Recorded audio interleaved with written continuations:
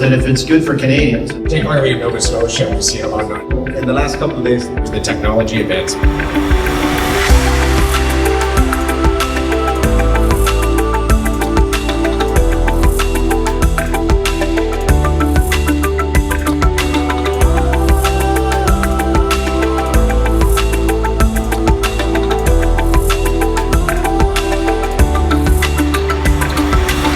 We are TOSOT. We are dedicated to a singular product. We are dedicated to a singular manufacturer. But most importantly, we're dedicated to the HVAC trade here in Canada. I think that it is important that we accelerate electrification. Heat pumps are still, they're known, but they're unknown.